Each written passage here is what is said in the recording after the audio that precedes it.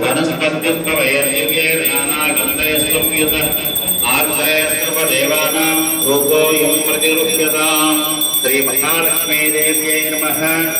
ధూపమాగ్రాపయామి. ఎడమ చేతితో పట్టుకొని చక్కగా కుడి చేతితో అమ్మవారికి ధూపం వస్తుంది. ధూపమాగ్రాపయామి.